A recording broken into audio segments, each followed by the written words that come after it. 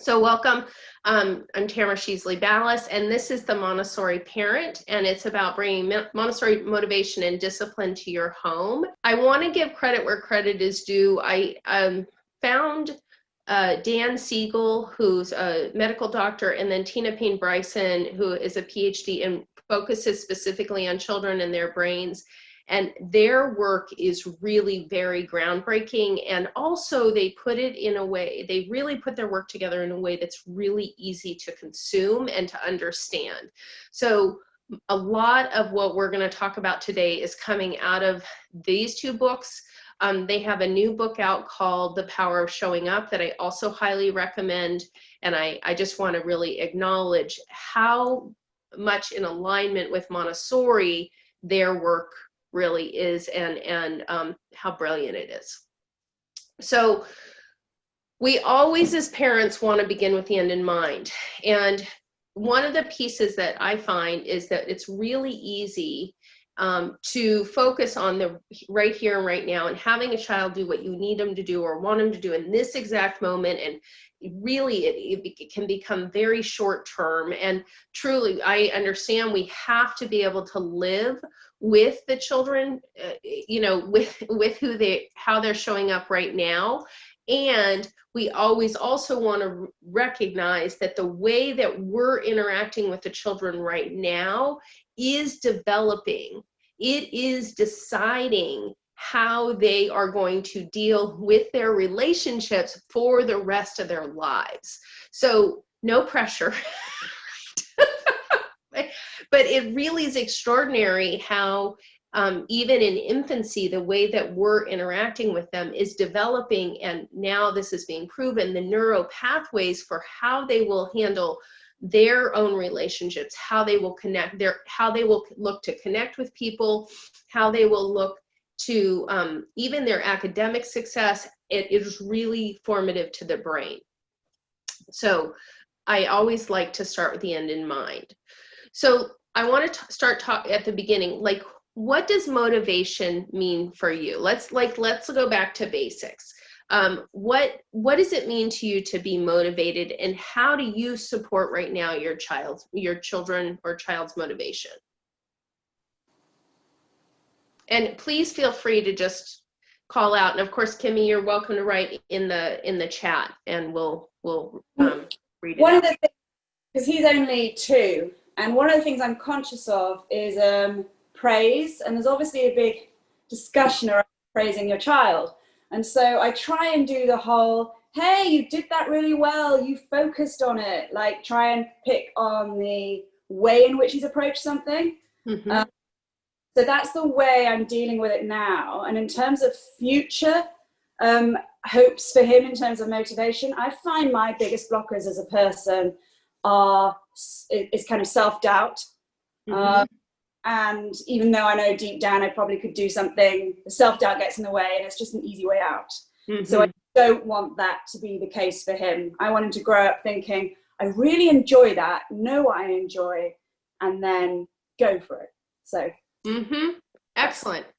And that's a beautiful vision, right? You have a really clear vision for you, how you'd like his brain to end up working, right? Uh-huh. So that's great. Thank you, Claire.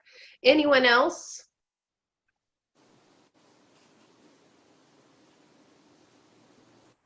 I would say we use a lot of like being part of the family and working as a team and working together, and how he can do big things, and you know how much faith we have in him. That's on a good day. I would say nowadays, truthfully, we've been doing more rewards. Mm-hmm. You know, we have like an emoji system, like kind of like a behavior chart, and you know, did he do all the tasks that we expect of him? Mm-hmm. And, you know, is he going to get his emoji, you know, for that task? Mm-hmm. And then, you know, what kind of consequence will come from that? And that changes up depending on what he's like most interested in at the time. Mm-hmm. But we find like we do that reluctantly with the rewards, because I know it's not like the Montessori way, but honestly, it just keeps us on task, like having that behavior chart, and like we look at it after dinner and before bed, and otherwise it's just easy just to forget about it and to get into old patterns. So it just like keeps us on task, and it keeps him motivated to do his part. And I think there's a difference, Nicole, between a task list and a reward chart.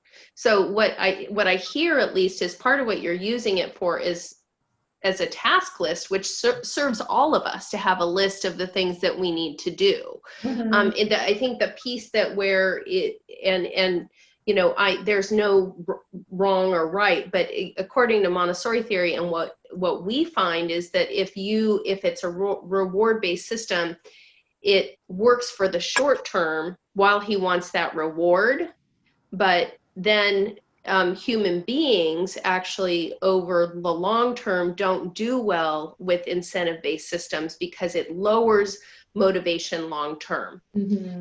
Because and it's kind of like and I don't know what the rewards are for, but I'm going to use it. I use an example. If you know, if you're giving your child a reward for doing their chores, then they can say, well, I don't want that reward. I don't need it today, so I'm not going to do my chores. Or if there's a reward for kind of keeping your emotional state together, then then it also limits the need for that emotional release. And so let's talk about that today. And thank you for sharing that, because I know it's really brave to share the thing that you know, right? So, and you're not the only one, I promise you. Like, that is how we were parented, right? Well, mine was more, there wasn't as much reward as consequence, right? But, you know, that's also how we were parented. And so just listen today and see if there's some things that may offer a different alternative. Sure. That'd be great. Yeah. Anyone else want to share about motivation? I saw that there was a chat that came up. Let's see. Encouragement using words like thank you, good job, yay, cheering up, and more. Okay, great. Okay. So we are going to talk just briefly about the word motivation. So this is from Dan Goleman, who's really, he has a number of books out. He's internationally renowned. And really the root of motivation is to move. And motivation comes from doing things that give us pleasure, which is really interesting to think about the fact that when we are motivated, it really is around, we may not be, when we're motivated, it's around those pleasure responses in the brain. And I just wanted to distinguish that, because even if it's to do something that we don't want to do, there is that pleasure response we're going to get when it's completed and done. And so let's keep that in mind as we're looking at these little guys and how to work with them on their motivation. So what does discipline mean to you? How are you disciplined growing up? And what do you think of when you think of disciplining your child?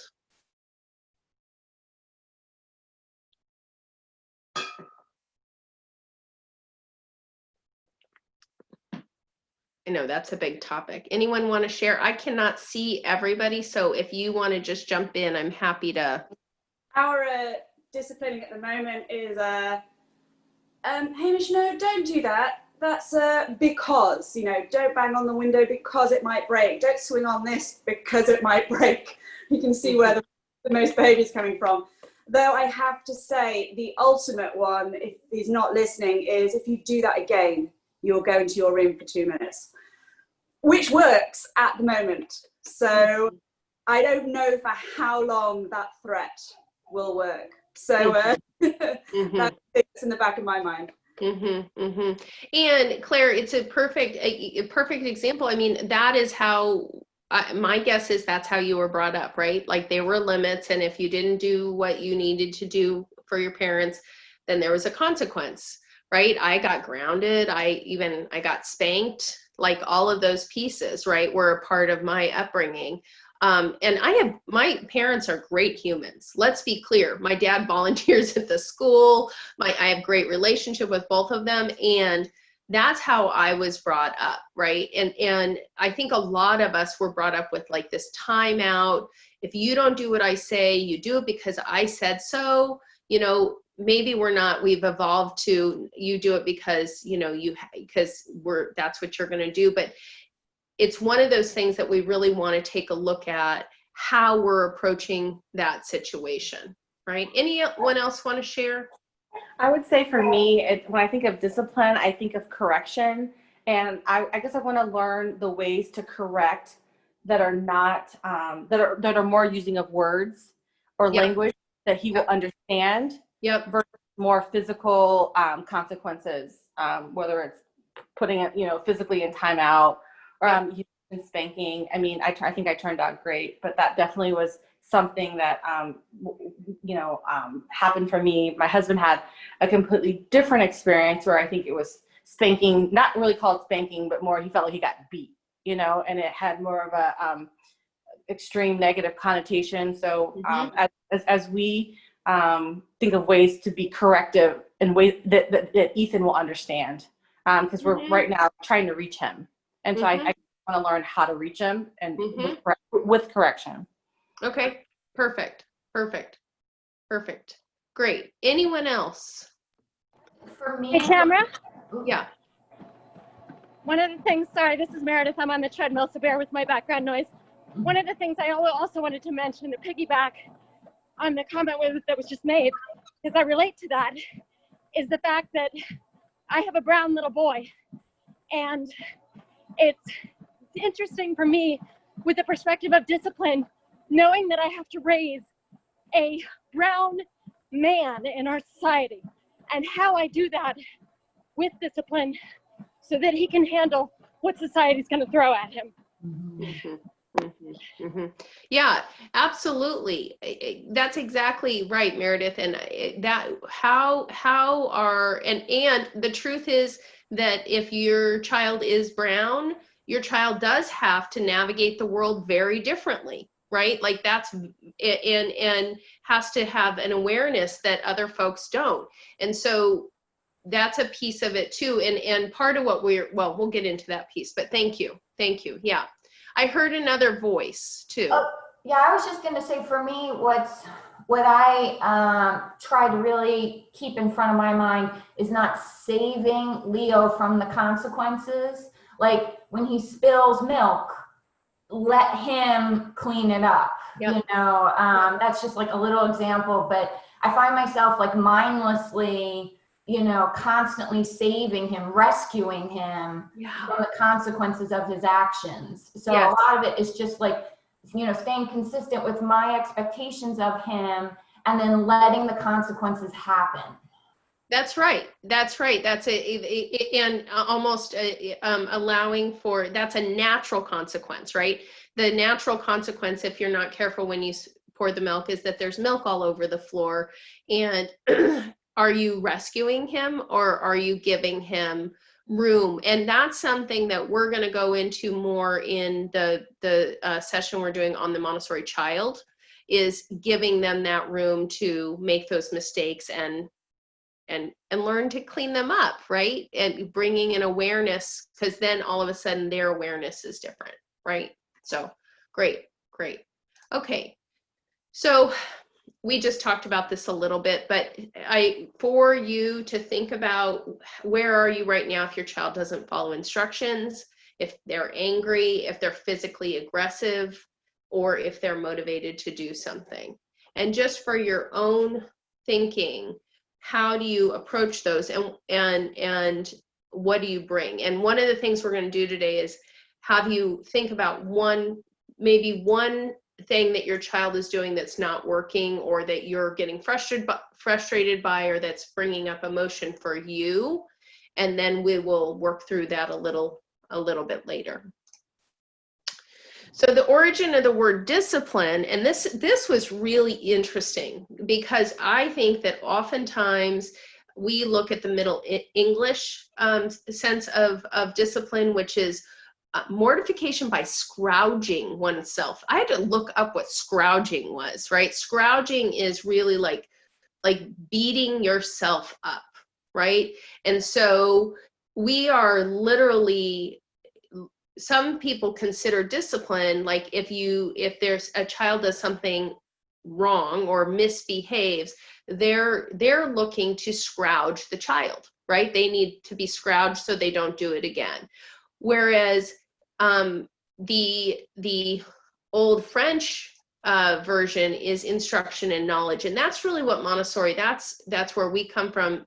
Sounds like Deandra, that's your approach as well, which is how do we teach them from this, right? And for us, discipline is really about education, and we see that if a child is not following instructions, what's really happening is they don't have the skill, they have an unmet need, right? Now, sometimes the need is the presence of the parent, sometimes the need is more structure in the home, more clarity, or they have a skill that hasn't been developed yet. So one of the things that you all should know about toddlers is it's really toddlers, and this is a whole session unto itself, but toddlers don't have the ability to obey until they've actually developed their own self-will. And so we can, if you notice in the classroom, doesn't mean that we don't have clear standards for them. It means that they have to learn their own will so that they can bring their will to the situation and then take your will, right? They don't have the brain development initially to be able to do all of those pieces because their brain actually has to be built in their self-will. So a lot of you have toddlers, so I just wanted to frame that. And I do have a section on how you work with a toddler on building this skills, but really it's about educating the child. And so what are the 4 goals of discipline? Changing behavior, building the brain, building skills, and developing self-discipline. And I want to talk a little bit about self-discipline. Self-discipline is the foundation for motivation. All of discipline really is about these 4 pieces, and self-discipline, you know, all of us, yeah, I don't know, at least me, I would love to have more self-discipline. I am in a constant battle with myself around chocolate. You know, like there are pieces of my life I'm very disciplined about, and then there are pieces of my life that I'm not. And a piece of that comes from the way the brain is developed and the way that we discipline our children and support their development. So the first thing we have to do as the Montessori adult is look at what brain we're working with. So I want you to think of a moment that your child has been behaving in a way that you would like to change the behavior. So just take a second to get that present in your brain, okay? And then think about reactive versus responsive brain. So when you're in a reactive brain, you are triggered and you do not have what's happened is your amygdala is firing. So you're in fight, flight, freeze, or appease. And it doesn't matter that the person you're dealing with is 3 feet tall, right? And that they are a child, that piece of you is still firing. And so the first thing we have to be responsible for as parents is who are we bringing to the situation? What brain are we bringing to the situation? Are we bringing the reactive brain, or are we bringing a responsive brain? Okay. Now, when we bring the reactive brain, we will go to, right? It just is, it's a part of not hitting. Yes, I'm not saying hitting, but we go to that thing. For me, it's yelling, and there's a significant make wrong. Like it's, you know, and I don't yell like yell, but I can be mean, right? Now, my girls have come up in this way now, so they can look at me now and say, Mom, like this. And I go, oh my gosh, I'm so sorry. Like, we are in a partnership around this. And there's a real acknowledgement that I am not going to be perfect all the time. My husband's not going to be perfect all the time. And that they're not going to be perfect all the time, because none of us are perfect. So in our house, when somebody's having a tough day, and we learn this from hand-in-hand parenting, any of you who have, at least for me, my big work was is still learning empathy. I was not parented in a way with any empathy. It just wasn't a piece of how I grew up. So we actually, my husband and I both had to learn empathy. There's a hand-in-hand class coming up. It's listed in the look ahead. I highly, highly recommend it for all parents in just getting present to what empathy means for you, because that empathy is what will support you also in moving into your responsive brain, right? The ability to stay present to where they are. So just briefly, when you're in reactiveness, you have an automatic response to stimuli without reflection or intention on your part, right? So you are automatically responding to the fact that your child just pushed another child, right? You're like, and you react to the behavior without thought given to what you're trying to teach in the moment. You're not thinking about teaching, you're thinking about that moment right then, okay? And it can lead to overreaction on the parent's part, and usually results in punishments or consequences, and really you're not teaching any skill.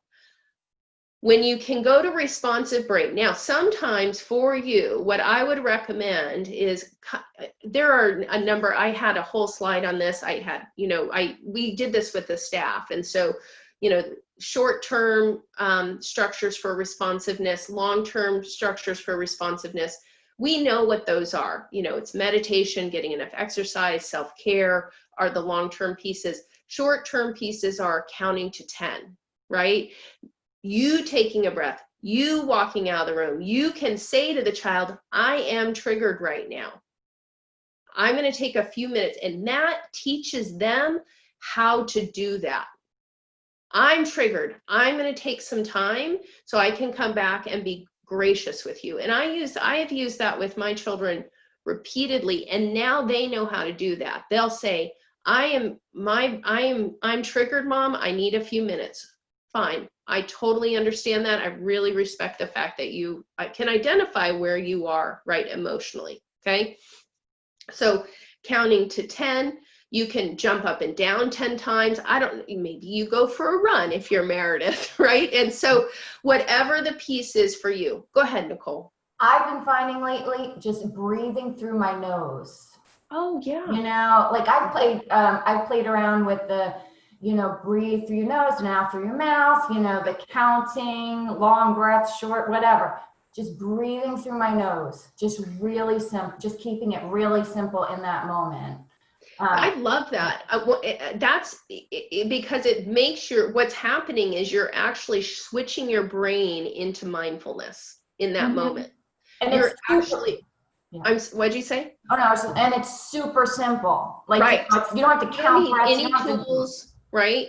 I have a teacher, and she says that she taps herself right here 10 times and feels the tap. Right? And she just lightly taps herself right, and the whole third eye and all of that. I don't know much about that, but it's really interesting, and it kind of calms her and calls on her higher self. Because when we can go to responsiveness, we can make conscious decisions based on principles you've thought about and agreed upon beforehand, right? Like, then you're going into the part of your brain, you're going into your prefrontal cortex, you're going into the part of the brain that thinks, and you're connecting with the part of your brain that has emotion, right? Consider various options and then choose the one that engages a thoughtful approach towards the desired outcome. And it leads you to a clear behavioral boundaries and structure, and effective teaching with mind building skills. So you are teaching, and the piece I think is so important. First of all, when you're in responsiveness, you have your best self there, right? Which is the pattern that you want to imprint on your child is that best self. And you're teaching them how to deal with their own emotions and their own upset in their life. Okay. So any questions or thoughts on this? Okay. All right. So, so the 4 S's of secure attachment. This is really interesting. This is straight out of The Power of Showing Up, which is another Tina Payne Bryson and Daniel Siegel book. But a child must feel safe, soothed, and seen to feel secure. And those 4, the secure attachment actually builds the way that the child long term has the ability to be calm in stressful situations, has the ability to emotionally connect with other people, ensures that they're not overly intense. I know, you know, as I learned about this from The Power of Showing Up, that I am one of those people who's overly intense, right? Because I didn't have those pieces as I was growing up. Those were not my experience, and my brain formed differently. So as we're going through looking at how to work with our children, we want to make sure that they're always feeling safe, soothed, and seen, which allows them to then feel secure. Okay. So what doesn't work, right, is the yelling, timeouts, and spankings put our child in a state of stress. So what happens, and I'll get into this more, but when the child goes into a state of stress, they are not able to, their brain shuts down. They go into fight or flight. There's not one thing you can teach them at that time. If you are yelling, the timeout, now timeouts are different. Like if there's a timeout out of anger, that's a different thing.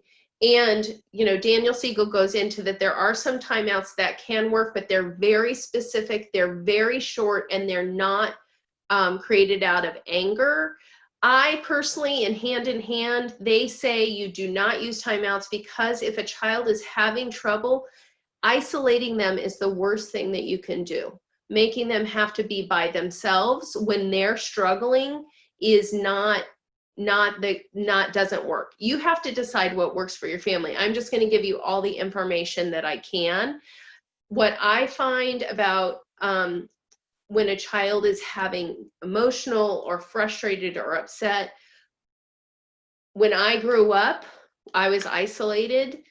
Initially in my parenting, I isolated my children when they had those experiences. I thought that I was teaching them to be independent. It's actually the worst thing that you can do for the brain, because it teaches the child that they're not allowed to have emotion, they're not allowed to be upset. And really what we need to do is bring them in closer when they're having that experience, so that they can feel reassured and supported as they navigate those emotions. Okay. Please jump in here anytime you'd like to. Okay.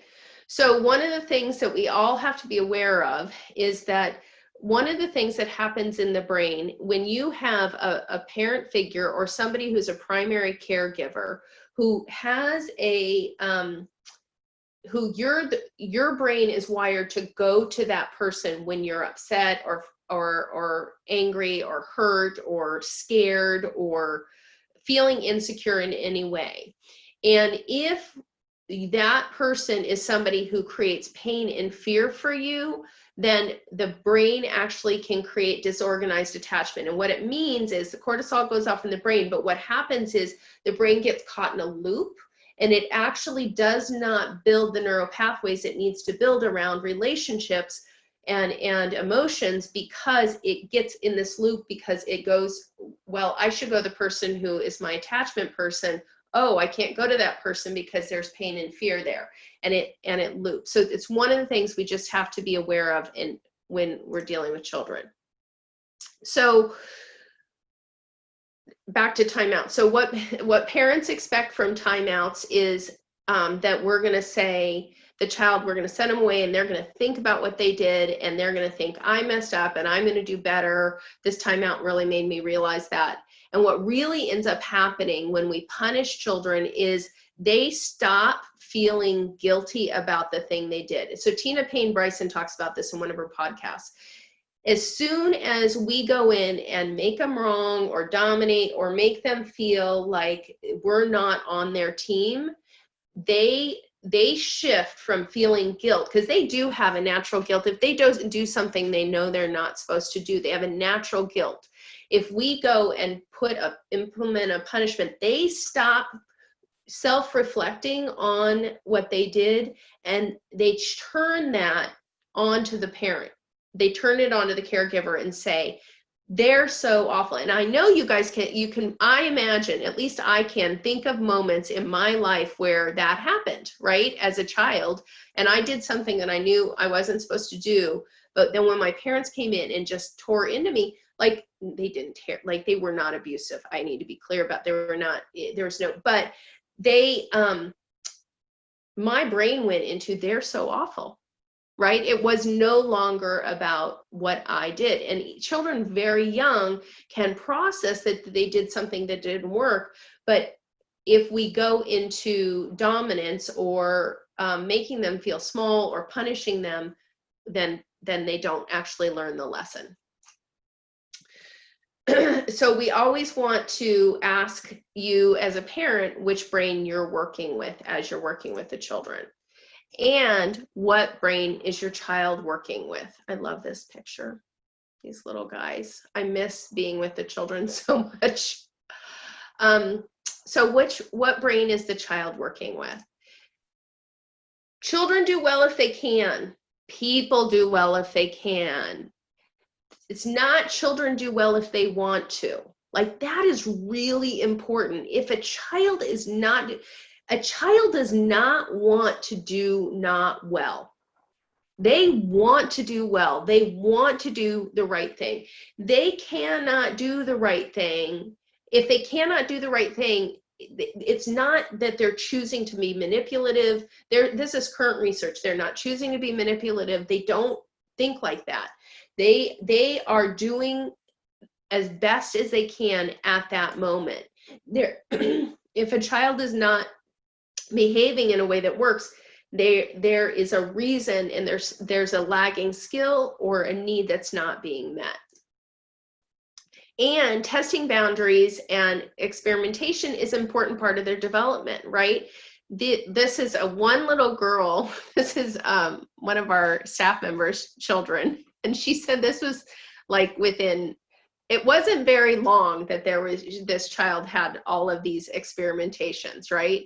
And this is her dad's shaving cream all over her body, and she had figured out how to crawl up and get all the things that she wasn't supposed to have, and right, so we have to remember that they're supposed to be testing boundaries. It's part of what they need to do to build themselves. So the 3 questions for us when a child is not behaving are why, what, and how. So instead of lecturing, which that, by the way, was my tool of choice before I started learning all of this, I would go in and I would not yell at my children, but what I would do is I called it coaching them. So they would be in a breakdown and I'd say, oh, I'm so sorry, you can't slam the door in this house. That's not how we treat each other, and blah, blah. Their brain was not able to take in any of that, right? And I wasn't in partnership with them around their development. So instead of lecturing, we're going to say, I wonder why. We're going to think to ourselves, I wonder what's going on. I wonder what the need is that's not being, what's the skill here that they need? And what do I want to teach, and how can I teach it? It's a very different approach, right? Is your child hungry, angry, lonely, tired, right? I find this works for spouses too, just so you know. And digging in deeper, why the child act this way? So we need to approach with curiosity and look deeper and look at what is developmentally appropriate for the child during that time.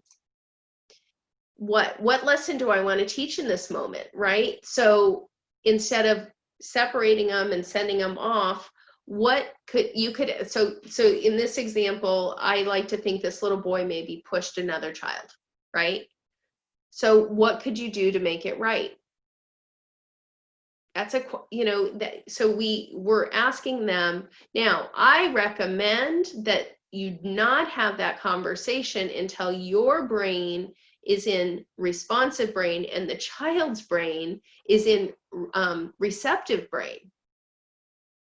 If you're coming in to have this conversation while they're having a temper tantrum, what they need during the temper tantrum is you to sit there with them and be with them and say, I'm here for you.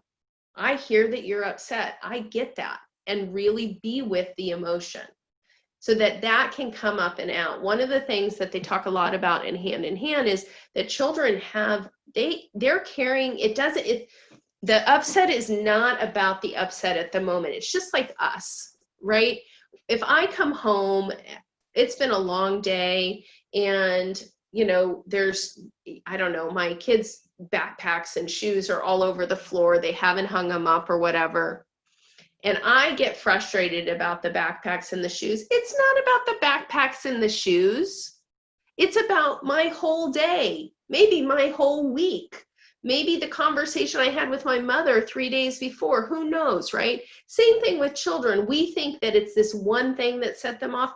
That is not accurate. They actually are carrying a weight and we don't know what they need to release. So we've got to be respectful of the fact that our children actually have to have this opportunity to have these emotions come up and out and be held.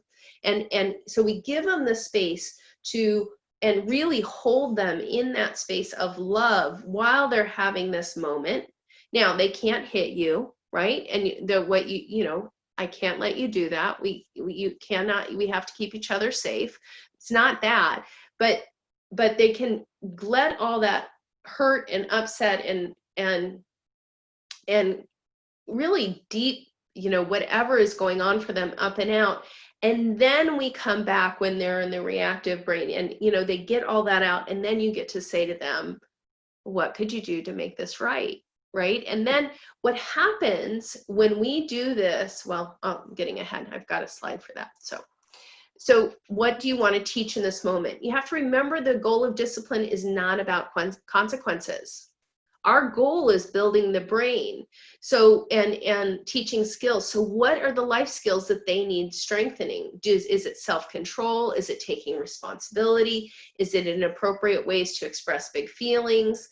Like all of those pieces are what is the skill that you actually want to teach? Okay. And how can you best teach your child the lesson? What do you want to do next time you're mad? You've been getting a lot of screen time lately. It's not working well. Let's come up with a plan. Rather than us imposing on them all the time, we want to actually engage their brain in thinking about how to navigate these situations.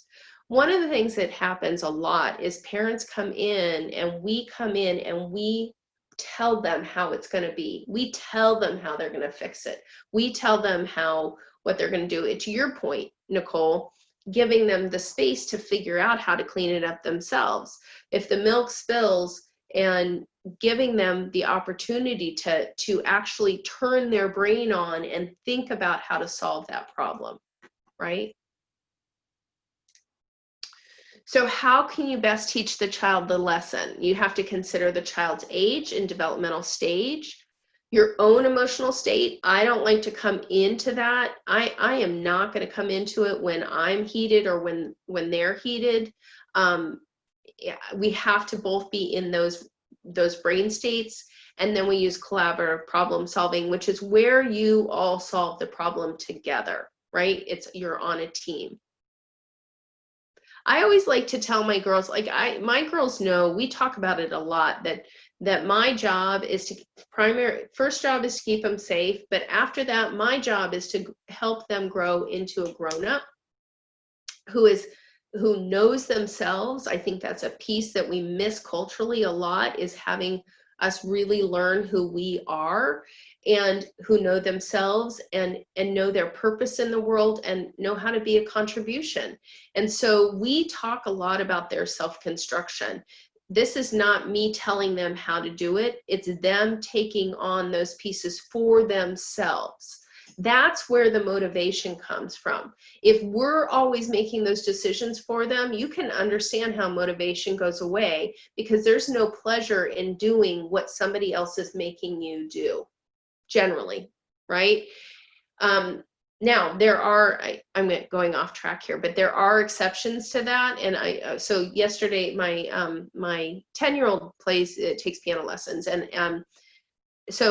I'll tell you quickly the story of that. So we started her on piano lessons. She wanted to take music classes when she was maybe 6 or 7. And she was so incredibly challenging when she was sitting down to practice that we said, never mind, it's not worth it. Then I heard Joanne, her name's Joanne Dweek, talk. She's a PhD in brain development. And she said the one exception is, like, you want to support your children in this musical development. And when the brain has to build new neural pathways, you should expect some kind of feedback. So I learned this, and so when she was 9, and I sat down with her and I said, look, I realize now that your brain was building new neural pathways. I got upset because you were upset, and I didn't hold the space for you, for it to be okay for you to be upset, to work through that. And just last night, I was sitting and listening to her, and she's really starting to play really nicely. And I said, I want you to know that was the best part of my day. And she said, well, I want to thank you, because I know for 3 weeks I was so angry when we sat down, but you helped me build my brain. Now, she knew that's what we were doing. That's the difference. She knew that I was in it with her to support her brain development. This wasn't about me making her. This was about her self-construction as a human being, that we needed to get the 2 brain hemispheres to talk to each other. Part of the way you do that is through music. There's different ways to do that. And that was a gift I was giving to her. And so she, even though at the time she was upset, and I would just sit there and let her have the space. I know this is frustrating. I know it's hard. Your brain is really having to do hard work right now. And I stayed in a responsive state, because I knew, I just had somebody tell me that the brain is really having to rewire, and it's really hard to do that. And so it was a real example of me holding her emotional state, making her right, loving her through it, and helping her develop that skill to a point now where she can sit down and build that muscle on her own. So, and I will tell you, the first time I did not respond with a responsive brain. I responded with a reactive brain, and I said, you know what, if you're going to be this upset about it, it's going to be this angry, it's not worth it. It's not worth it, right? And so it's not worth it for you. It's not worth it for me. But I didn't actually support her in building the skill. So it's an example of building that skill. So think about any comments or anything on any of that before we go kind of move to the next section?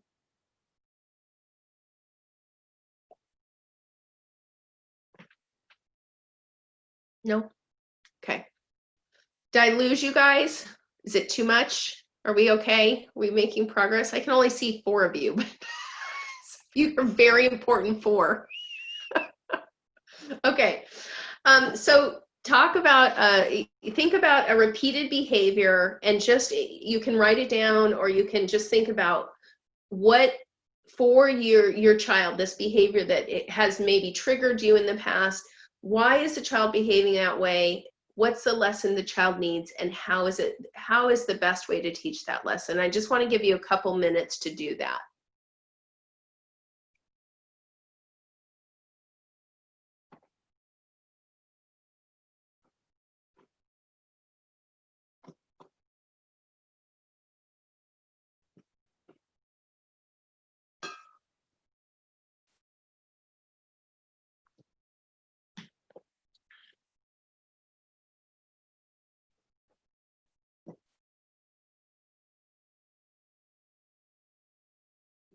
I'll be right back.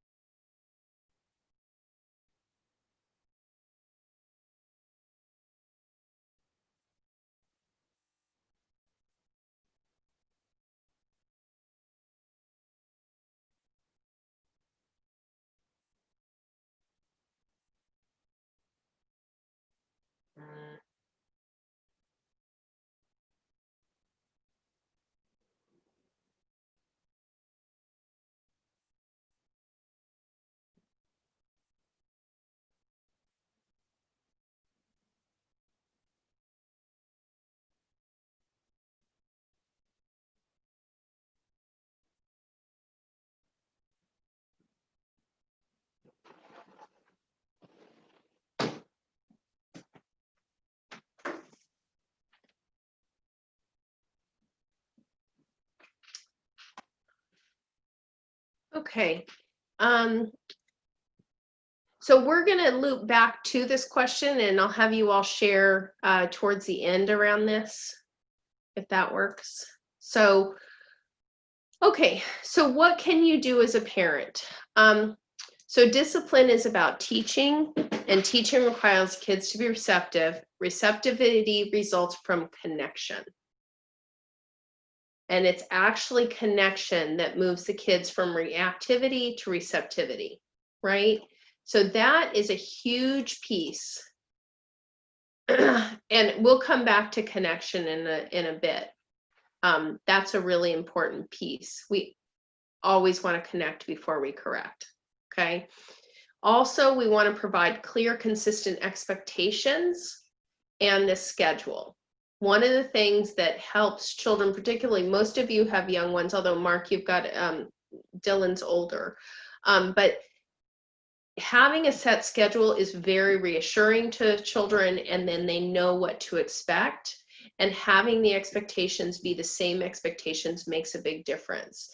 Dr. Montessori tells us that we can't actually let them do whatever they want until we have to scaffold that for them, and we have to really allow them to be ready for that. You can also find your grounding and understand your own emotional state. This is work that I am full on in as a almost 50-year-old woman right now, is really actually realizing that I did not grow up with a whole, when I grew up, I didn't know, I thought that emotions were bad, like, and I really tried to avoid them, right? And so we're really working with our children on understanding emotions. I'll get into that in a little bit, but also understanding my own emotions and my own triggers. One of the things that Hand in Hand says that I really like is that if you're hysterical, it's historical. So you are bringing something from your past into that conversation. You are being triggered not by the actual situation in that moment, but you're being triggered by something that is from your history. And as parents, we really have to be responsible for that. Okay.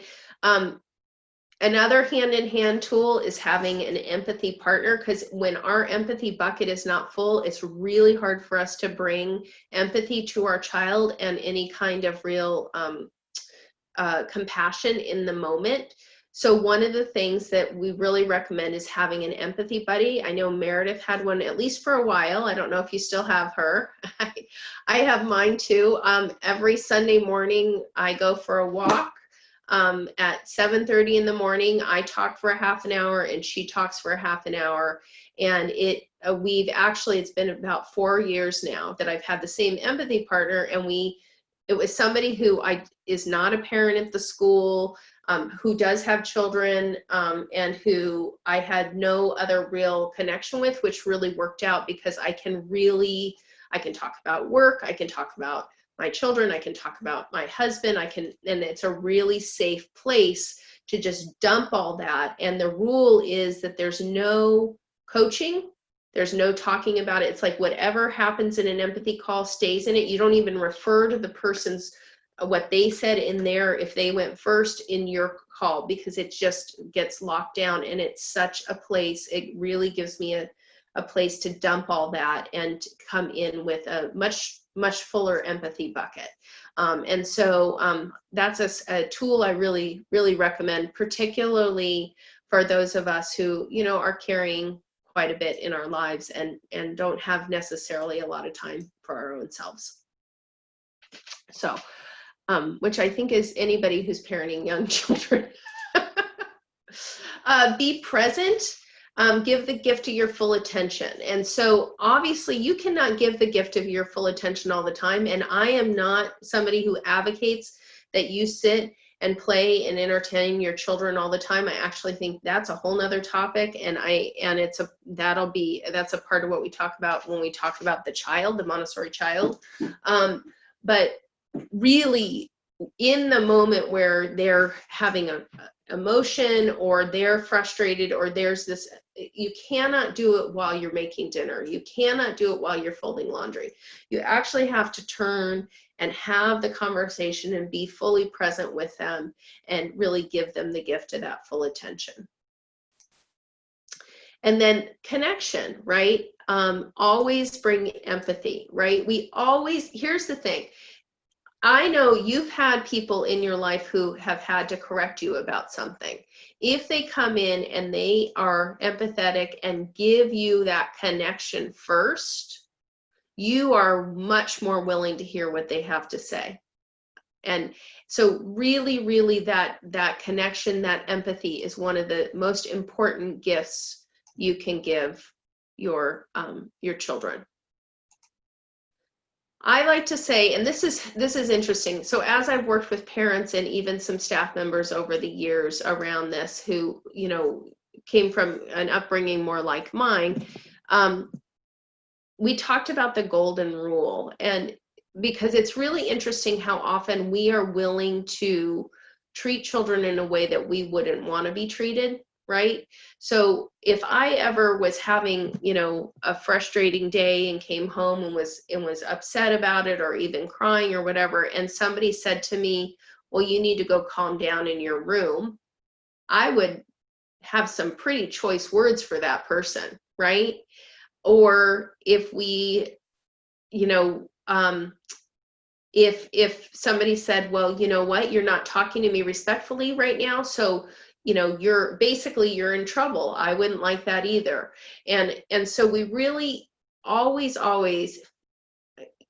when you're thinking about this, you want to think about how would you want to be treated in the moment. And I found that really helps me to approach my children and the children at school in a way that really brings a great deal of compassion. We want to be aware that love should not be attached to behavior, good or bad.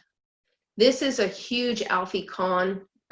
He's an educator, and he talks a lot about how it's really easy for our children to think that we only love them when they're behaving the way we want them to behave, and that it actually is incredibly challenging for their self-esteem, and it very, very hard on the brain to form any kind of security and safety when they feel like they only get loved when they're doing this certain thing, right? And so we want to make sure that our love is not just attached, doesn't look like it's attached to behavior in that way.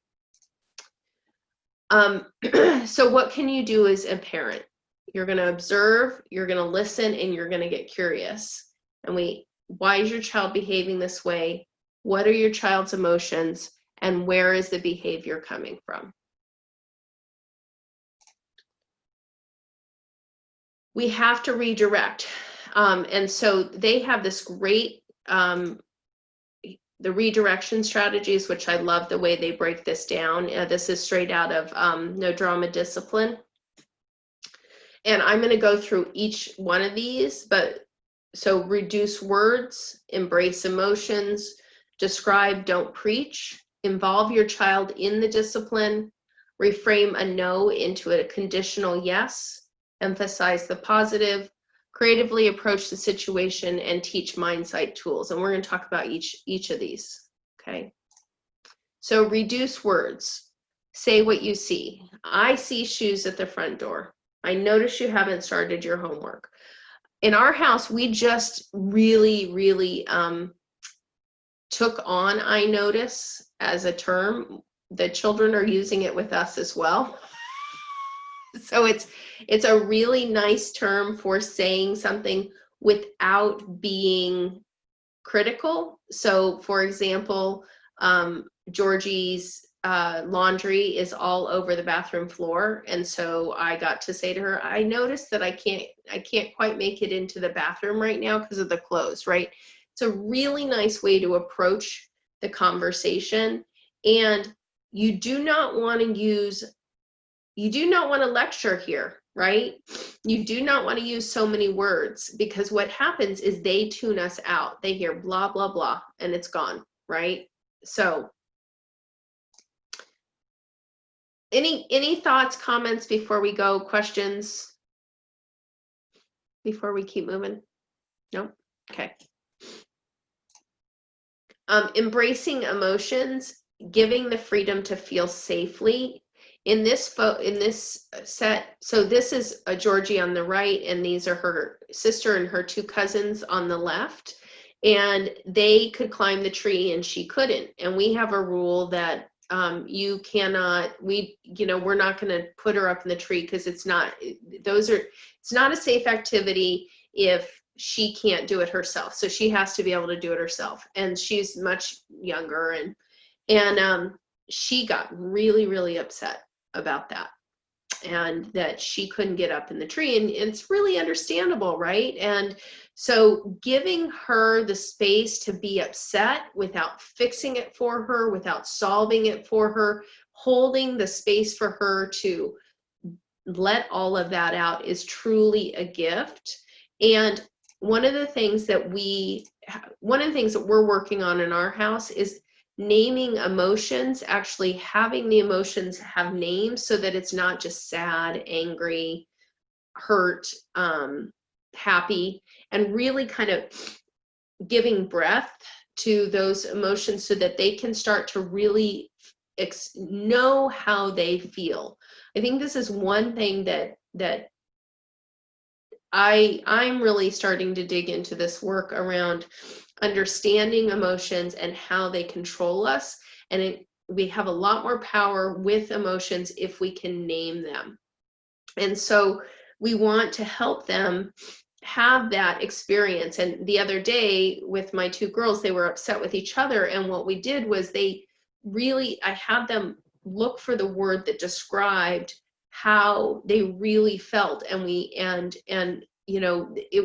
one of them, anyway, so this is a whole nother topic, but really giving them the freedom to feel safely. Nicole, did you have your hand up? Yeah, just a feelings wheel. I don't know if you've ever heard of a feelings wheel. Mm-hmm. If you Google it, like just feelings wheel, like all these will pop up. And basically it's like a big circle. Yeah. It has it identifies like maybe 6 or 7 core emotions, and they all have a different color. And then from that, it kind of spans out and it gives you like just more emotions that, associated with that core emotion. I love that. So one might be, fear. And then, from there, then it could be like, terrified and just all these different subcategories of that core emotion. So it's something that could be really helpful and just really like diving in, like kind of drilling down to the feeling that you're experiencing. That's great. I will definitely check that out. Thank you. Thank you. And I think you're a therapist, right? Yeah. So Nicole has a lot of access to feelings. You've been educated in that, right? That's great. Okay, perfect. What are the ways we silence children's emotions, and what do we say that communicates that their emotions are not valid? Anybody have any examples of ways that we can silence children's emotions?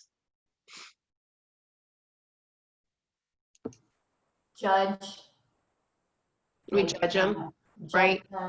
When we talk about maybe the magnitude of the meltdown isn't appropriate for the given situation. Yeah, we put our judgment on how much they're breaking down, right? Now, going back to the golden rule, if somebody did that to me, like, I don't know, and of course we've had people do that. I don't know why you're so upset. It was just a picture, right? Or whatever it is. It's so diminishing. It so leaves us feeling unseen, right? And really not safe, right? That's a great one. I noticed myself too, like a lot of ways I cope with his emotions is just checking out. I find myself like wanting to look at my cell phone, and having to like stop myself, just be present. But I'll just check out. Yeah, completely get that. It's so easy when I get home from school. I just want to have a glass of wine. Like, I'm really trying to wait until later or not have it, right? So I can be completely present instead of kind of going, it's all during the witching hour. What else? What else? All right, I've got some examples. When we don't acknowledge or we invalidate a child's feelings, we communicate, I'm not interested in your feelings, or how you feel is not valid, right? So some of the ways that I know that I used to do that, and thank goodness we've got some training now, but is to say, it's not appropriate to break down, or how about don't cry, right? How about when you're actually think you're being nice, and grandmas do this a lot when the child's having an upset and they say, oh, don't cry, honey, don't cry, right? So we're actually closing down the emotions then. Or, oh, it's going to be okay, and it's going to be okay actually is reassuring, but anything that diminishes that sense of those feelings. So then children will share their internal experiences less and less. That's what happened to me. I toughened up. I decided that I should be able to handle everything by myself in life. I didn't, I should be fully independent. It was a decision I made when I was about 6th grade. Children learn to stuff their feelings, which they've now shown actually leads to physical ailments when we don't actually get our emotions up and out. And they learn to hide any vulnerability. And vulnerability is one of those things that actually connects us to other human beings. So it makes it harder for them to connect when they are not showing vulnerability. So here's some tools for helping children distinguish between their feelings and the actions, because that's the difference, right? So it's okay to feel angry at your sister right now, but we don't yell at each other. Let's talk about other ways to express it. Okay. Now we have to be in our responsive brain to be able to talk like that rather than get triggered. I understand you feel angry right now, but we can't hit each other. I'll stay with you while you calm down, and then we can talk about other ways to express your anger. Okay. So really being clear that the emotion is okay, and the emotions are acceptable and really necessary in life, and giving them other language and distinguishing that from the feelings and the actions. Children are responsible for their own happiness. I want to be really clear that we are not responsible for making our children happy. Now, we're responsible for being respectful to them and loving them and giving them a safe, secure home and those safe, secure connections. But one of the mistakes that I see that parents can often make is thinking we're responsible for them being happy all the time, okay? There is nobody following any of us around as adults trying to make us happy all the time, right? It just doesn't exist. And so it really is a setup for later in life, and thinking that people are going to, and I've worked now with some younger people who've come up in kind of this mentality and thinking that it's everybody else's job to make them happy all the time. It's not true. They're actually responsible for their own happiness, just like we are. So I really recommend staying away from the language that is, you're making mommy sad, right? First of all, I would recommend not talking about yourself in the third person, because that's not actually a respectful, it's diminishing their intellectual capacity to understand that you're talking about yourself. So you would say I, you don't refer to yourself as mom, or right, you refer to yourself as I.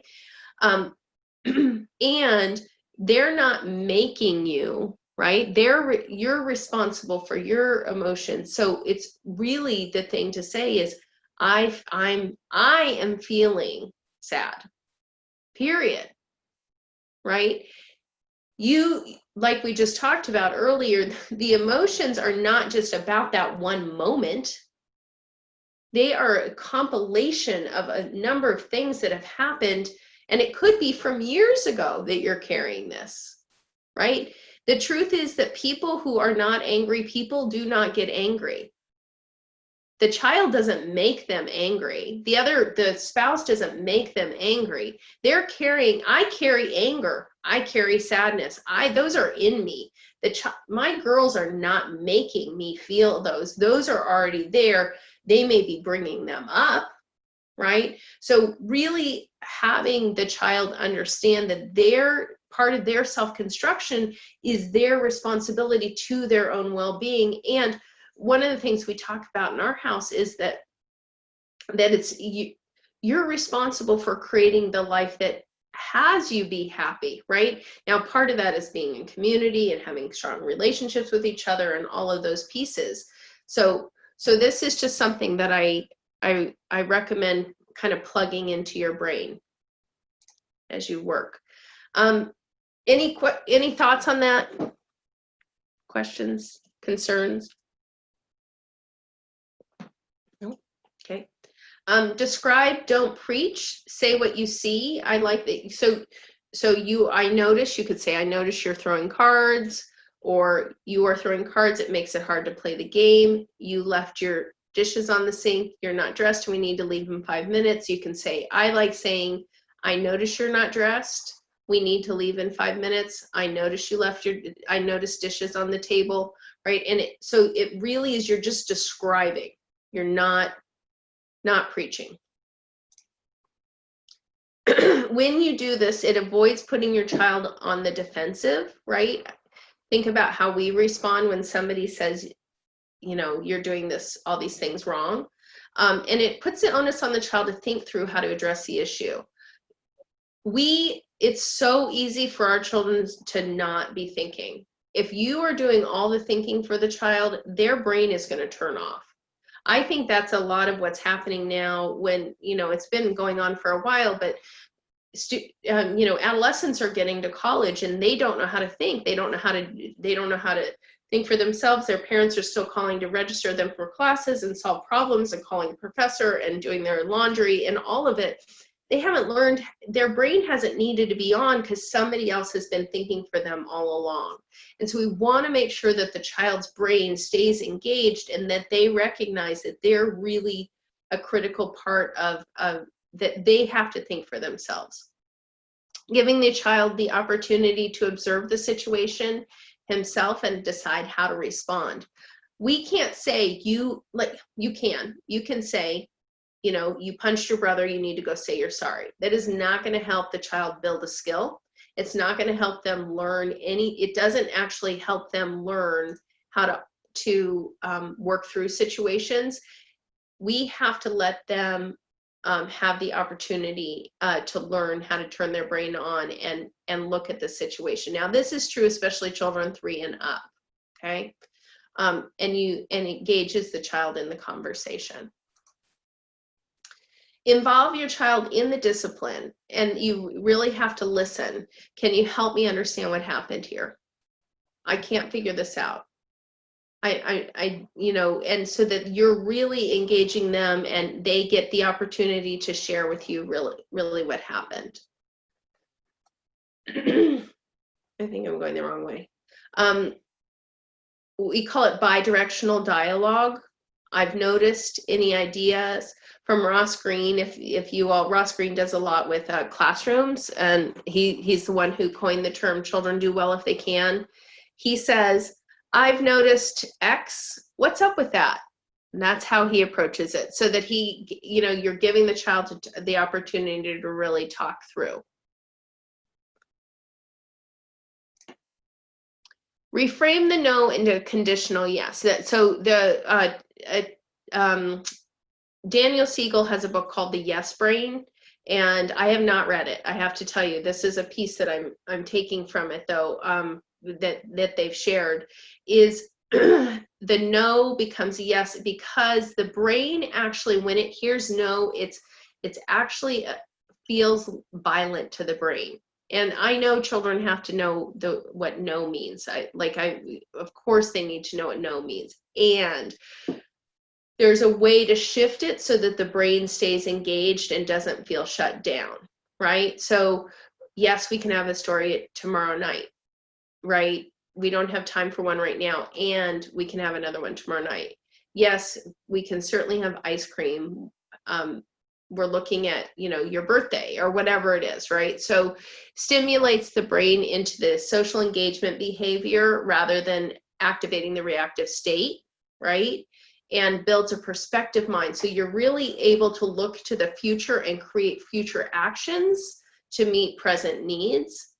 It builds delayed gratification. Delayed gratification is not something that many of our children are building. They're not learning, because if they may be alone as an only child, or even with siblings, I find that parents are spending exponentially more time with their children now than they used to, if you look at the statistics, particularly dads. And that is, of course, it can be a very positive thing, and we want our children to learn how to wait and be patient, and so we need to build this skill as well. And gives practice at tolerating disappointment. Okay, so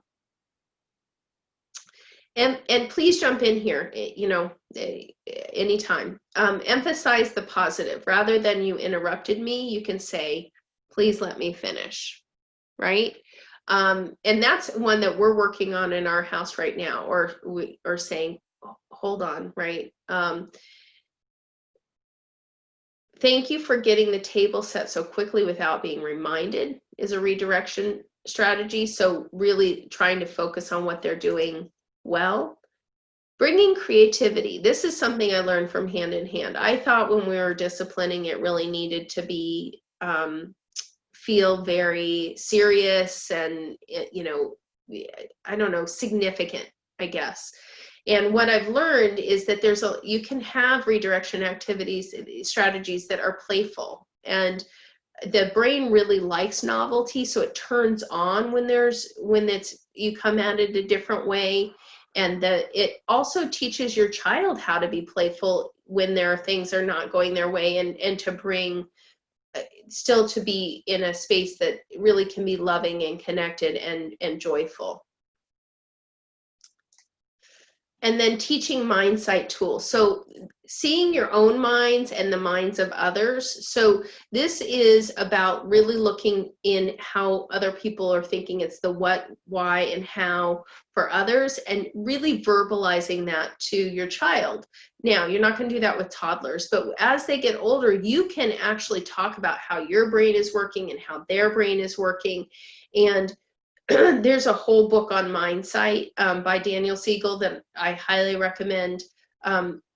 Really, really beautiful, important work. And that's, you know, that he has, you know, sessions, like 3-day workshops on Mind Sight. So I can't go into that with a lot of depth, but it's the ability to really speak about how you're thinking and how your mind is working, and help them to do that with other people, which is building that compassion and their understanding of how other people work.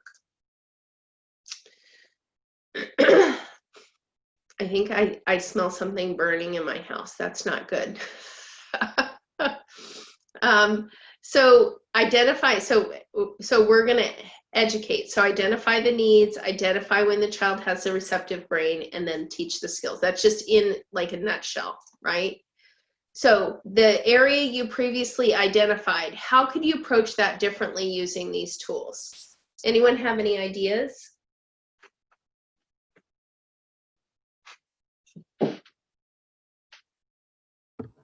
Can I put a question out to the group? Sure. I have no ideas. So what we've been struggling with, I want to say, for like the last few months, you know, through this pandemic, is Leo acting out aggressively, and just being destructive with the house. You know, like one morning he broke a dish, and also, you know, hitting me. And I did take hand in hand parenting, and the whole restraining piece. You know, Leo's 5.5 now. I think he must have been like around 3 at the time. And that worked very well when he was 3. But now restraining him just doesn't feel right. And I really try to pay attention to, like, am I in my responsive brain? And if I'm not, then taking a break and coming back. And so when I am restraining him, like, I really check in with myself, but it just doesn't feel right anymore. But at the same time, he can't be hitting me, he can't be destructive around the house. And I know we've been doing a lot of what you talked about, like this morning at breakfast when we were both fed and slept, like we talked about his behavior last night. And, in the end, he said how he wants, his bed is a toddler bed and he thinks he's ready for a big boy bed. And that was at the core of his behavior. So, I mean, that was good information to know, but I guess, I'm just struggling with, while he's acting out, destructively, like what can we do? So, this is another tool from Hand in Hand, but are you using special time with him at all, Nicole? No, that is definitely something that I've used quite a bit, probably out of all the tools. That was probably the big one. And not really lately. We had a half day on Wednesday, and we spent a lot of quality time, with each other that day.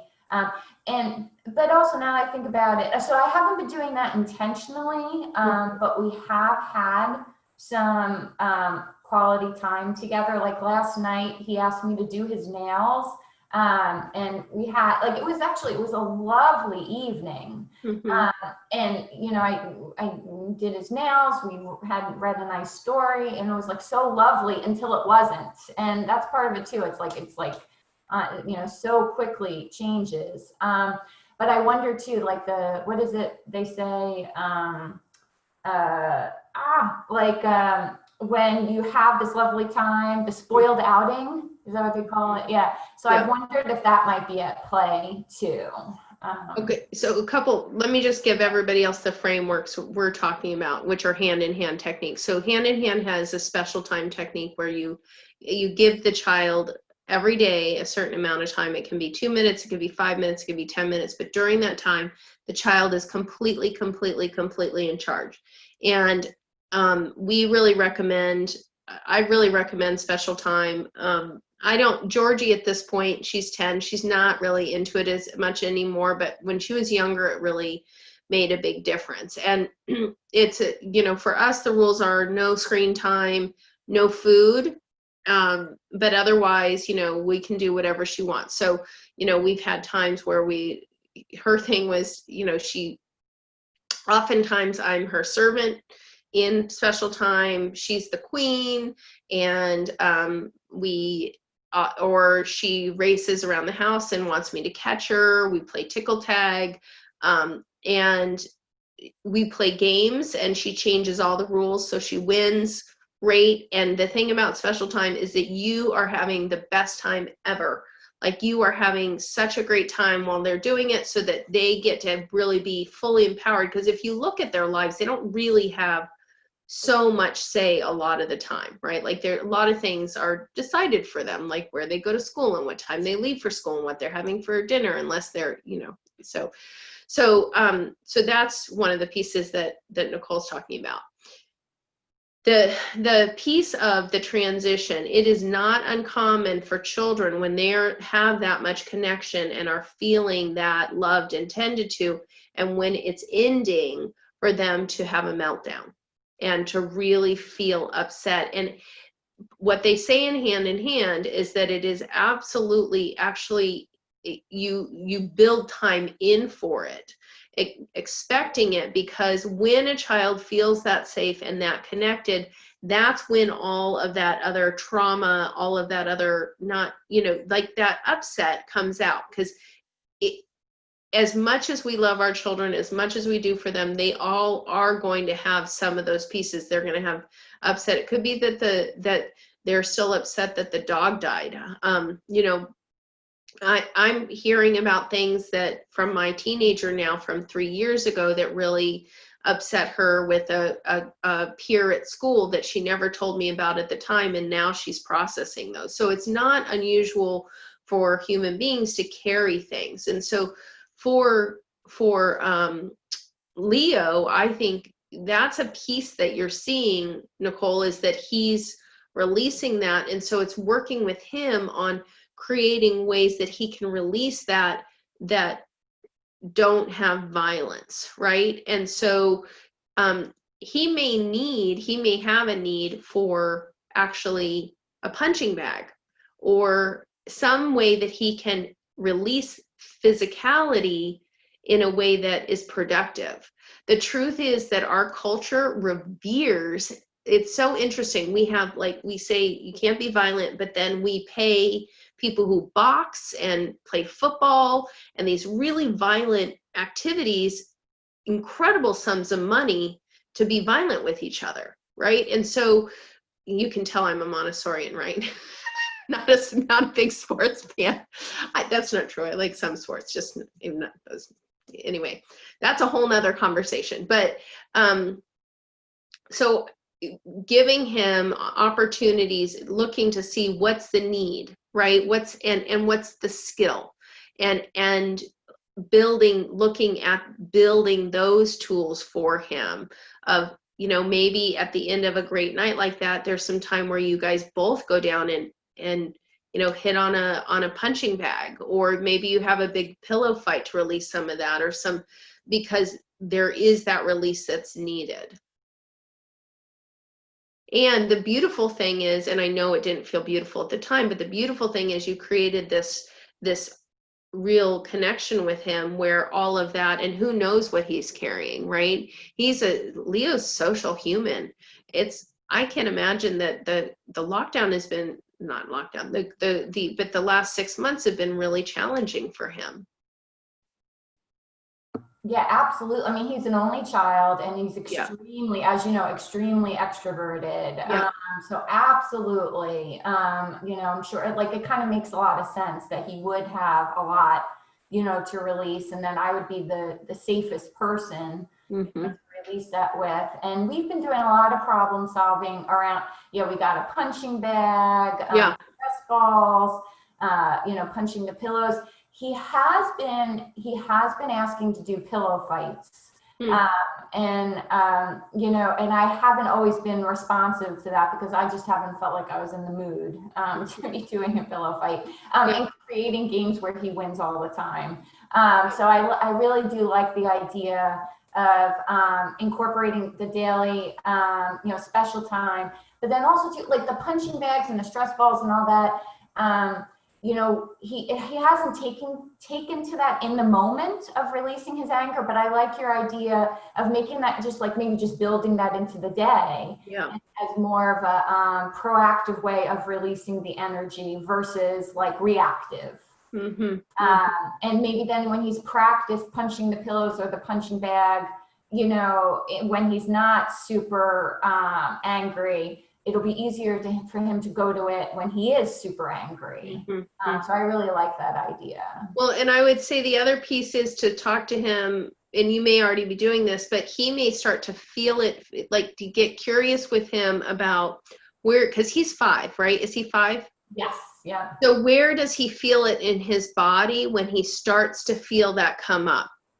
Right? So that he can start to identify his own triggers, right? That's what it's talking about when we talk about embracing the emotions and really getting curious about the emotions.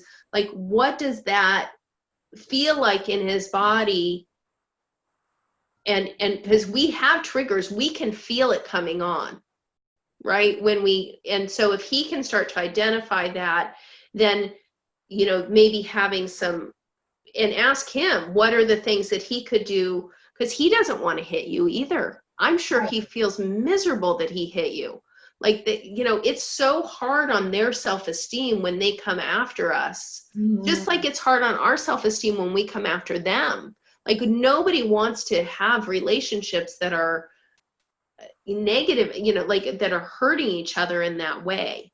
So helping him to start to really get curious about himself, and rather than it being kind of this make wrong, but what does he feel in his chest? Does he feel it in his gut? Does he start to feel his shoulders tighten? Like, where does he feel it?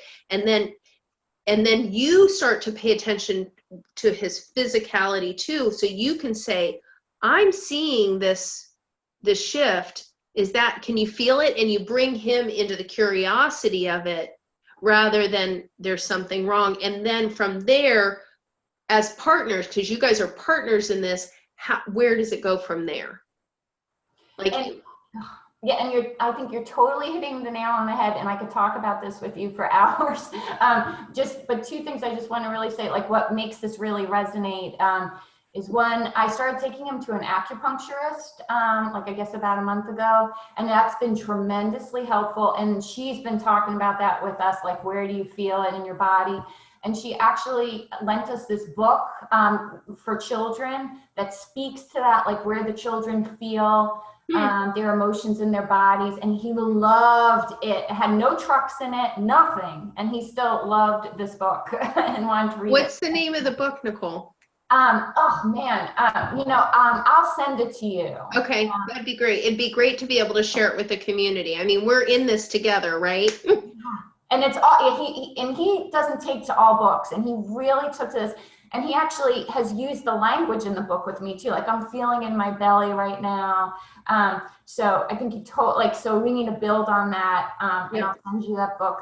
Oh, and then the other thing is, I've been listening to my grandmother's hands, you know, the trauma specialist. There's an African-American trauma specialist who is like, you know, world famous, and he wrote this book, and he was on a show with Krista Tippett, my grandmother's hands. Anyway, he speaks to exactly, this trauma specialist speaks to exactly what you're talking about, like looking at the nonverbal communication and, you know, really paying attention to like when you feel that the feelings behind the words, and really like looking at that in the other person and really responding to that and taking it seriously, and being aware of our own trauma and our own what we're dealing with. And yeah, absolutely. So it's so interesting. I have to tell you, as I've been studying this, I think I wish I'd gone in. I love Montessori, but gosh, psychology is so interesting, right? I find it fascinating. So anyone else want to share? Thank you, Nicole, because the truth is that when those conversations, I think, are helpful to everybody. Anyone else have anything, how maybe a place that you're stumped or something you'd like to talk about, or maybe a way you're thinking about it differently? Oh, okay. All right. Well, don't be shy if you end up having one. So our job is to love the child we have, right? You know, I have had some conversations with parents where the parent wants the child to be this different person, right? And I can understand that. Like, wouldn't it be nice if there's some magic pixie dust that we can sprinkle and all of a sudden our child becomes that other person? But they are who they are, and they're this wonderful kind of unique human being with their own strengths and their own weaknesses. And so your job is to love the child you have, right? Like, and them to know that you love them just as they are. Their job is not to come into the world to make you proud. Their job is to come into the world to be who they are supposed to be, and our job is to love them as they are. And to be a partner in his or her self-construction, and them to know that. Now, I think starting about age 3 or 4, you can be in the conversation with the child about their self-construction as a human being. And I will tell you, my girls now are pretty good about saying to me, Mom, I got this, or Mom, this is my self-construction. Like, you know, that's a part of our language in our household. Actually, I have to tell you that last night my 10-year-old told me that that I was taking shots at my husband, and it didn't work. Like, she's like, you're saying things that are not what did she say? Not supportive of Dad. It's like, oh, do you feel like I'm doing that a lot? And she said, yeah, way too much. And then she took a shot at him, and her sister said, wait a second, you know, but that's a piece of it, right? Like, in our house, it's not just the parent saying to the child, oh, this is how you're going to behave. In our house, we have a family charter that is how we've agreed to be with each other and to connect with each other and to hold each other. And it goes every way. You know, my 10-year-old can hold my husband accountable. She can hold me accountable. I can hold her accountable. We hold each other accountable to who we want to be in the world and how we want to be. And help them build responsibility for themselves, the environment, and the community. One of the pieces I haven't shared is, as you're talking to your child, I think this is so important. As you're talking to your child about kind of the structures, you're in your responsive brain, your child's in their in their receptive brain, and you're having these conversations, rather than talking about just them as an individual, and the impact on them as an individual for the behavior, you always want to bring it back to community. So they did this, they studied a group of people who had harbored Jews during the Holocaust. And these were non-Jewish people who had opened their homes and their basements and their attics and saved people who were Jewish during the Holocaust. And they couldn't figure out, there was nothing socioeconomic, no religious background, none of that. The piece that they all had in common is when they were parented as a child, the parent always talked about the community. So rather than saying, don't run, you may get hurt, the parent would say, you need to walk because if you fall down, somebody behind you could trip. So it was a very interesting way of thinking about bringing in, even into your discipline and into your education, how their behavior impacts community as a whole. And it's one of the things we really try to do in Montessori is always bring it back to the community and the impact on the classroom or on others. Okay, so I'm going to skip this for 1 second because I want to show you toddler parents, and I'll come back to this question. These are and forgive me, I don't know why these are so fuzzy, but these are addressing misbehavior, and this is specific to toddlers in 4 steps. So connect and address the feeling behind the behavior is first. So, oh, you're feeling frustrated. It's hard to wait sometimes, right? You come in, and of course you're going to be in your responsive brain. Then address the behavior, reducing the words, right? Like, so we embrace the emotion, we acknowledge the emotion, and then very brief words. Hitting hurts, right? Like, and then give alternatives. So for older children, you can ask them what the alternatives may be. With 2-year-olds, you're going to say, please be gentle with my body, please. It's like very short, right? Not reducing the words. And then the last section is then you move on. Hey, let's go outside, and you're to the next thing. You're not going to sit in that space of like having, it's not about this long process is the point. It's really about giving them the information that they need and being able to move on. Okay. So we went through everything. I think it's Zoom.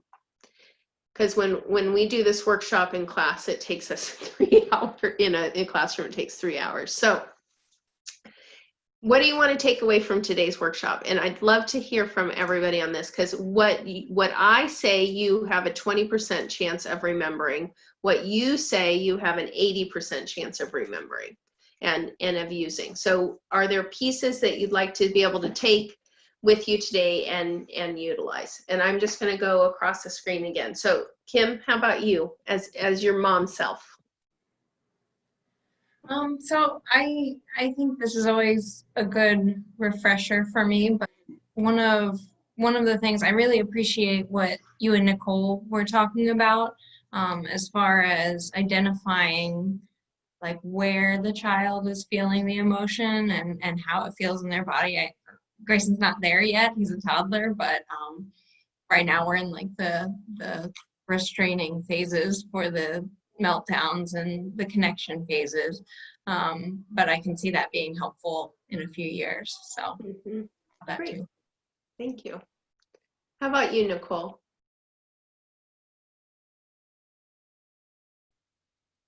Oh, you're muted.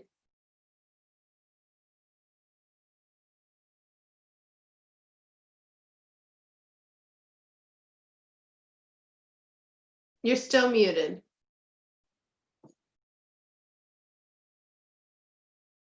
Technology, man, I tell you what.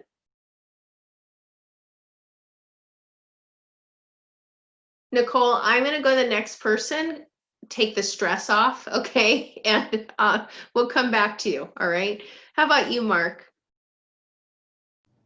Okay, you can hear me? Yeah. I liked what you were saying. I'm a big fan of, what is it, Alfie Kahn, who wrote Unconditional Parenting, and so a lot of that stuff was resonating.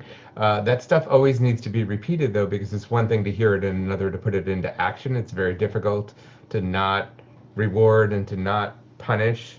So, it was good to kind of review some of that stuff and to kind of review how it might work. The part where you said, love the child you have, but be a partner in her self-construction, I thought that was interesting and important to hear, especially for parents of an only child, because that can be like our main project or whatever. And it's like, it's not just our project, but we do have a role there, and sort of managing that and balancing that, I think, has been important. Okay, perfect. Thank you, Mark. Sure. Yeah. How about you, Deandra? I think what I'd like to take away, or what I'm going to remember most, is just to try to be curious. Take a moment to try to be curious about what he is going through, and having the empathy. And I want to acknowledge you for staying on the whole time with a brand new baby in your arms. That was pretty impressive. Like doing all of the stuff that a baby requires and still being on the call. Like super mama. How about you, Ingrid? Nice to see you. I feel like I haven't seen you in so long. Good to see you. And thank you for this. I think I've participated in this presentation in person, and I'm totally feeling Mark's sentiment about, and everyone's about, like, the refresher. I think a lot of us are trying to have these values and we're trying to put them into practice, but it can be so hard, and it's like this wax and wane of feeling closer to it and feeling, for me at least, like it's slipping a bit. So this is great, and I appreciate all of it, but a couple of specific things. I'm going to try to use fewer words. You can tell already, very verbal. And then also I really want to work on my own emotional regulation, and just, I think about, like, how can I, teach mindfulness? And it's like, well, I really need to practice it more myself. Especially right now, we're all under a lot of stress in lots of different ways. And so I need to really focus on my tools, I think, before I can help Magnus and Astrid as much as I would learn about their own emotional self-regulation. That's been so present for me. Is just I feel like I'm finally digging, like I did not do the work of digging into knowing myself until probably about a year ago. And it's been really this kind of very powerful experience to start to recognize that I still was subverting emotions and still not really digging in. And I read a book this summer that was talking about feeling your feelings. It was like a revelation to me to like actually feel the feeling rather than run away from the feeling. And so I've been teaching my children to feel their feelings, but not feeling them myself. And so I'm totally with you. I think the work is ongoing. And I told my husband, I was like, I think I understand why people see therapists now. Like, I need somebody to talk to about feeling my feelings. But before, when I was pretending like they didn't exist and trying to numb them, so anyway, I'm with you on that. And I tend to be very verbal too. So got that. Nice to see you, Ingrid. How about you, Miss Meredith? Sure. So I also, like Ingrid, I've done this in person, but I always need to hear it. And I also am on board with fewer words. I'm always wanted to know about his feelings, and his doctor or his father's a physician. So he will tell me, even when he falls, he's like, my nerves are telling me this hurts. So he's like the electrical system in my body is telling me, So he can even resist touching and scratching his mosquito bites. So he's this amazingly self-aware kid. Wow. So, right? Amazing. I can't do that. So that is good for us. But for me, it's a lot of times I think, so my son will go to hug. He'll want to hug. And I'm trying to, I want the connection. I want him to do that, but he almost uses the hug as a manipulative, I want closeness as mommy. And I don't know that he's being manipulative, or he just wants the connection and he thinks I'll soften that way. And so through this, I've been reminded that I think he really is seeking the connection and really does. So we've tried the timeout, and my husband's more a fan of the timeout, and he needs to learn how to be alone and to think. And we reinforce, we love you. And I will tell him, I love you. I'm putting you in this timeout for you just to think about things and just to have a quiet moment. And so I actually will tell him that, and I'll give him his lovies and some books and some things to do. And he knows that he's there, but he still hollers his head off wanting the connection. He'll actually verbalize, I don't want to be left alone. I don't like being separated from the family. And so I've done timeouts with him, and I think I'm going to do them this way, where I literally sit him on my lap and I sit in the bed with him, which is where he would normally have a timeout, but it's basically just away from everybody. And we just sit and we just chat, and he can have a quiet moment, and we just hug and just he can like get it out. So I think that I'm going to, from this talk, I'm going to do that more instead of doing timeout alone, because it's not serving him to do that in the way that I intended, but it's not going to land. So I need to go back to my, and I've told him mommy sometimes needs timeouts too. So I need to sometimes tell him that. And because I reinforce the timeout isn't this horrible, bad thing. It's just time to think. It's time to get a quiet moment by yourself. So I think even though it's not my husband's style, I think I need to do my version more with him. That, and finding more language around some of the feelings. He goes to, I'm angry a lot. And we talk about, what are you angry at? But then finding the words frustrated or disappointed, or, just doing that. So I think a lot of that's my homework for now. And thank you, Meredith. I think that's so important. And one of the pieces I realized is not in here, which I should add, is how important it is to repair the relationship. Like when we have that moment where they can still trust us if we come back and take ownership of when we lose our cool, or speak to them ungraciously or whatever. And so I think that piece of it is like the repair, right? That repairing and going in and reconnecting. And so I don't know what sparked that for me, but I just realized I didn't include that. And that's a really important part of being a parent, because we're not going to be perfect. None of us are perfect. It's really this kind of impossible model that we're going to be able to do it right all the time. And we have to be able to just take responsibility when we do, without saying, but you made me do that, right? Like that, like does not repair the relationship to walk in and say, I'm so sorry I yelled, but you did hit me, therefore I had a right to, like, we don't really say I had a right to yell, but that's what we're saying, right? And so it's really about going in and saying, I am so sorry. I did not carry myself the way that I would have wanted to. And I love you. And let's start over. Right. You know, so thank you. I really appreciate that. Medina, are you there? I am. Hi, Medina. Hi. Yeah, one thing I noticed with Abby recently is every Wednesday she's coming home and she's really upset. And I think it's also, you know, still residual effect of the pandemic and just the way things are. So I think, you know, breaking that down a little bit more with her, sitting with her. She's very much an E, very social. I'm very much an I introvert. So making sure I still give her that time and we're not necessarily letting the busyness of trying to recoup our normalcy or this new normal. So, you know, kind of undo our connection that we need to maintain. So I think there's that. And then actually she and I were just having this discussion last night about happy and, you know, how it's, as a grown-up, you know, it's rests within you. And I kind of, one of the things I did tell her was, you know, as a grown-up, I'm kind of a little bit responsible for your happiness, but more showing you what you can do to cultivate it and how you can make decisions around that. And then interestingly enough, I know you mentioned the community part and the aspect of selflessness. And I think, you know, some of the pandemic has really kind of brought those fractures, but that's one thing that I'm trying to bring back and say, hey, honey, it's not just you, it's collectively, we're all kind of going through this, but we have to do things, you know, we kind of say like for the greater good.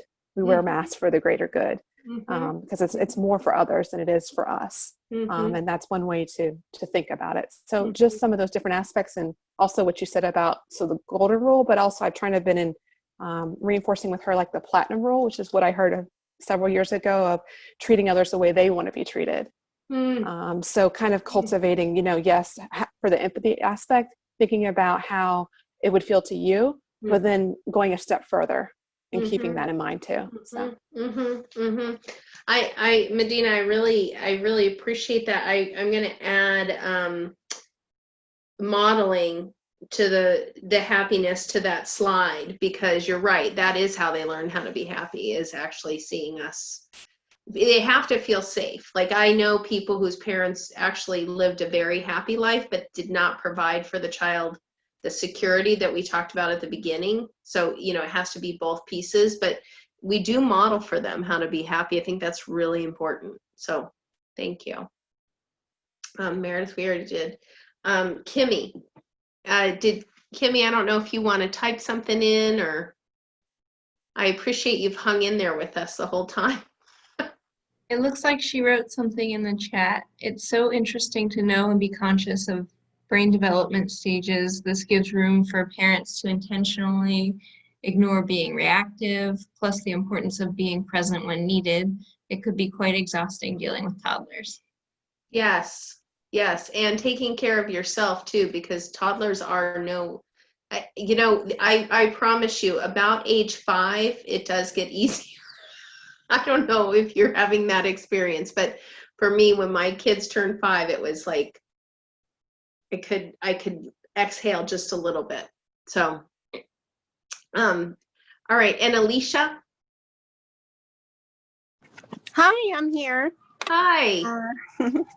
I just wanted to say there's just so much to take away from all of this, and I definitely want to have just kind of put a lot of this commit it to memory and practice. I want to communicate better with my daughter, and we both tend to have, because she is my daughter and we have similar personalities, we both tend to be a little bit more explosive in our reactions. We kind of hold in emotion and then explode. And of course, it doesn't make for very healthy communication between the two of us. And that's definitely one of my goals, especially as she's 6, and 6 is full of emotions. And that's definitely something that I want to be conscious of, is that she has her own feelings, and I also have my own feelings that I need to be aware of, and kind of having a kind of go-to practice in the moments where we're both feeling a bit heated would be so helpful to eliminate or help to eliminate my and also her reactions to things. So there's just so much there, and I just need to commit it to memory, I think, is my goal. So well, and if you can't hold all of it, right, like especially for me when I started this journey several years ago, it was such a brand new way of, even I had 2 Montessori credentials, but they didn't really ever deal with discipline deeply, which is part of why we are training our staff too. But I will tell you what sparked me to start looking was my oldest child, who was probably then around, I guess, 9 or 10. I wasn't in partnership with her. Like somehow we were, we were in power struggle, and it really left, I could tell that my vision for my family is that we are close, like for their lifetimes, like that my girls and I and their father, but he has to navigate that relationship himself, are really, really close even as adults. And one of the things that studies show is that the way we raise them actually is one of the key indications of whether or not you're close with them, right? And I realized that we weren't partners, and that I was coming in as a dominant force, and that she was resistant, and it wasn't until I saw that and really got that we had to partner in her self-construction, and it was such a different way of looking at it and looking at parenting, and it shifted my whole experience. And I have to say that I spent a huge amount of time, and I was reading parenting books before that. It was really Hand in Hand that opened this up for me, but I was reading Love and Logic and things that really still went back to, it wasn't a partnership, it was still that kind of top-down model. It wasn't until I really got that the partnership, and it's a partnership in some ways, like as of equals, right? Like doesn't mean that we don't have to parent. We still have to be parent. Our brains are fully formed. All of those things, but it's a partnership of equal people who are working on developing the skill set for really both of you, for you to be this parent and for them to be this, kind of human being and how they show up in the world. And when you look at it that way, it's a very different way to come at every conversation. Like, I am your partner, and am I showing up as your partner, or am I showing up as, this, whatever the other options are? And so that was a huge shift. And so I'm so glad to have you, Alicia, and we have a lot of resources as you're ready, a lot of videos and things that we've had over the years that on our resources page that I really recommend, like choosing a couple tools and starting with those and focusing on those, and then a couple more, and then a couple more, and kind of incorporating those pieces. So I was just discovering that on your website in the resource tab. I was like, oh, there's quite a bit here to read through. Yeah. There's so much good stuff out there. So thank you guys. I kept you a little over. We don't need to have another session. We are going to do another one on, I think it's the Montessori prepared environment next month, which is a completely different, it's all about, I used to try to do the Montessori prepared environment for the home first, and everybody just wanted to talk about discipline. So now we're going to talk about discipline and motivation first, and then we'll step into the prepared environment. So that's a different session. And then we have one more in November on the child, and that really goes into kind of self-esteem and how to support your child as they are self-constructing. So thanks so much for being here. We really appreciate it. This is a great way to spend our Friday morning and kick off the year, and sending you off with much love, and let's stay connected.